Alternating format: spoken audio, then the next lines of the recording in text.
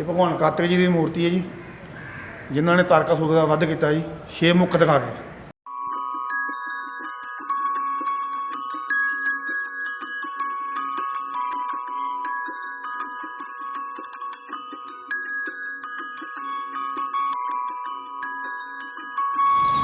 नमस्कार। थर्ड आई cultural vlog आज आपको लेकर आया है बटाला के पास स्थित अचलेश्वर धाम में। इस जगह का बहुत ही अधिक महत्व है हिंदुओं के लिए भी और सिखों के लिए भी। जैसे कि आप देख रहे हैं मेरे पीछे है अचलेश्वर धाम, जो पंजाब का एकमात्र मंदिर है जहां पर कार्तिक स्वामी जी विराजमान हैं। पंजाब में बटाला से 7 से 8 किलोमीटर की दूरी पर स्थित अचलेश्वर धाम हिंदू सिख एकता का प्रतीक है। मंदिर भगवान शिव और देवी पार्वती के छोटे बेटे कार्तिकेय स्वामी को समर्पित है, जो पिंडी रूप में यहाँ पर विराजमान है। अचलेश्वर धाम के निकट सिखों की धार्मिक भावनाओं से जुड़ा हुआ अचल धाम गुरुद्वारा भी स्थित है। दोनों धर्मों का एक ही साझा सरोवर है, जिसमें लोग बिना भेदभाव के स्नान कर आपसी सद्भावना की मिसाल देते हैं। कार्तिकेय युद्ध के हिंदू देवता हैं, जिन्हें संकट, कुमार, मुर्गन, महासेना, संशमुख और सुब्रमण्यम के रूप में भी जाना जाता है।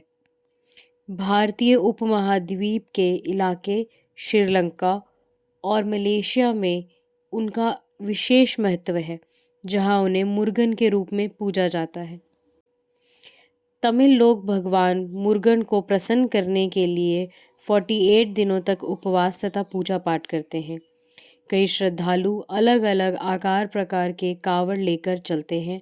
आमतौर पे ये गोलाकार फ्रेम के होते हैं, जिन्हें मोर पंखों और फूल मालाओं से सजाया जाता है। फ्रेम में हुक और सैकड़ों खूंटियाँ लगी होती हैं, जिनको श्रद्धालु अपने शरीर में घुसा लेते हैं।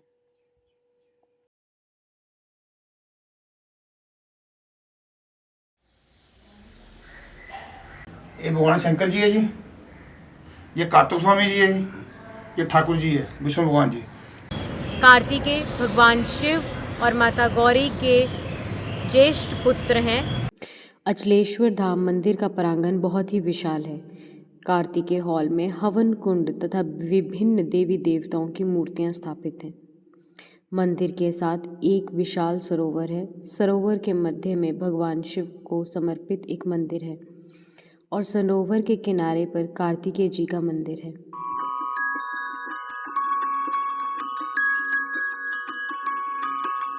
सरोवर के मध्य इस मंदिर को एक पुल के माध्यम से जोड़ा गया है।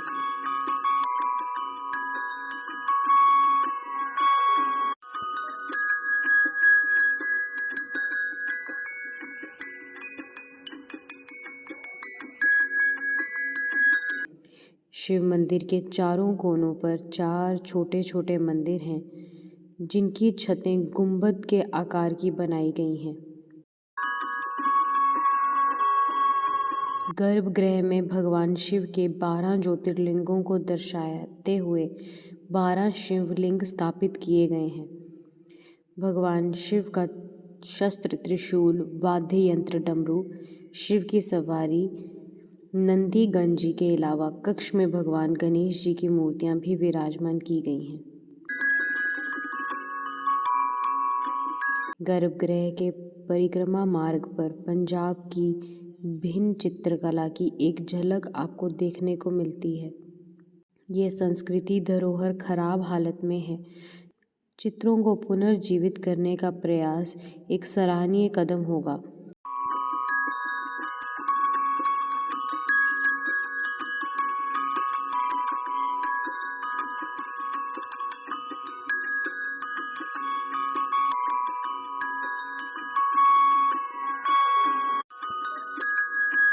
एक और अलग बात जो देखी वो यह है कि इस मंदिर में 2 परिक्रमाएं हैं, एक गर्भगृह के चारों तरफ, एक उसके बाहर की तरफ। बाहर वाली परिक्रमा में देवी देवता की विशाल मूर्तियां स्थापित की गई हैं।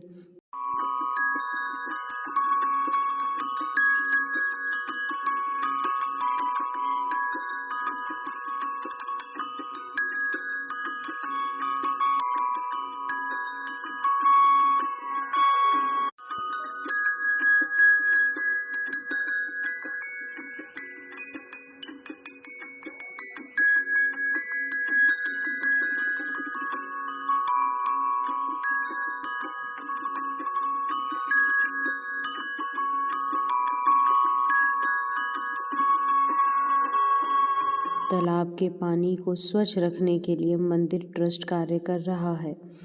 परिक्रमा मार्ग पर 108 शिवलिंग छोटे मंदिरों में स्थापित किए गए हैं, जिन पर किए गए जल अभिषेक का पानी पवित्र तालाब में जाकर मिलता है।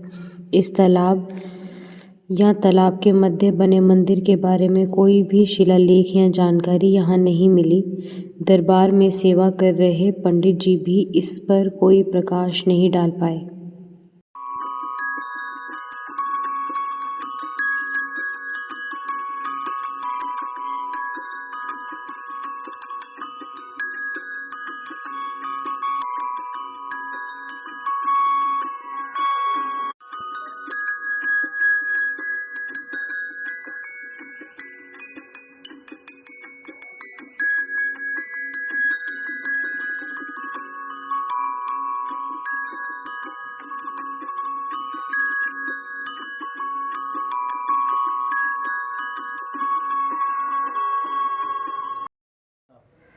जो भी बकरमा करके आएगा उसको राज तिलक होगा। पौराणिक कथा अनुसार शिव और पार्वती जी एक बार जब साधना में बैठे थे तो उन्होंने गणेश और कार्तिकेय जी को कहा कि आप जाइए और पूरे ब्रह्मांड के 3 चक्कर लगाकर आइए। जो सर्वप्रथम यहाँ आएगा सबसे पहले विवाह उनका किया जाएगा। कार्तिकेय फटाफट अपने मोर पर बैठकर ब्रह्मांड का चक्कर लगाने चले गए, परंतु भगवान गणेश ने अपने माता पिता के 3 चक्कर लगाए और ये कहा कि एक पुत्र के लिए उनके माता पिता ही पूरा ब्रह्मांड होते हैं। इस प्रकार जब तक कार्तिकेय जी वापस आए तो गणेश जी इस खेल को जीत गए थे और उनका विवाह करवा दिया गया था, जिससे नाराज होकर भगवान कार्तिकेय कैलाश छोड़कर चले गए।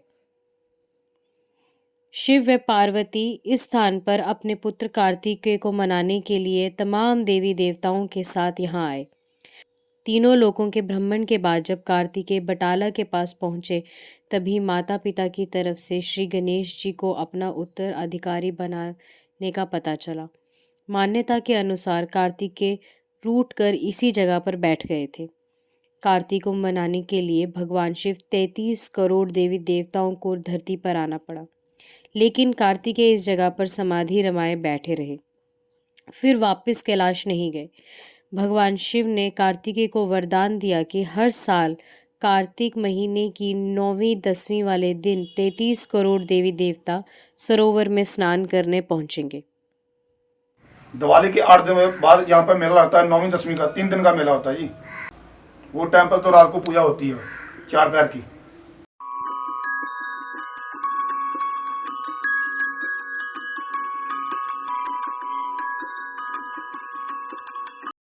और इसके बाईं ओर जो आप देख रहे हैं वह है गुरुद्वारा, जिसकी बहुत महत्वता है सिखों के लिए। आइए चलिए आपको गुरुद्वारे के बारे में बताते हैं। गुरुद्वारा श्री अचल साहिब जी में श्री गुरु नानक देव जी अपने तीसरी उदासी के दौरान मार्च 1526 ईस्वी को शिवरात्रि के दिन पहुँचे। श्री गुरु नानक देव जी ने मंदिर के ठीक सामने वाली जगह पर सिद्धों के साथ वार्तालाप किया था। सिख इतिहास में भाई गुरदास जी ने लिखा है कि मेला सुनी शिवरात्रि दा बाबा अचल बटाले आई। जब श्री गुरु नानक देव जी को पता चला कि शिवरात्रि के दौरान सिद्ध योगियों की तरफ से लोगों को धर्म के नाम पर ठगा जाता है, तो गुरु नानक देव जी यहाँ पहुँचे। गुरु जी ने सिद्धों के साथ विचार गोष्ठी की और उन्हें सही राह दिखाई। तभी से यहाँ पर गुरुद्वारा साहिब लोगों की आस्था का प्रतीक बना। इस ऐतिहासिक धाम का दर्शन करने के लिए लोग देश के कोने कोने से आते हैं। वैसे दीपावली के बाद 9वीं व 10वीं को यहाँ मेला भी लगता है। श्रावण महीने में यहाँ श्रद्धालुओं की भारी भीड़ जुटी रहती है।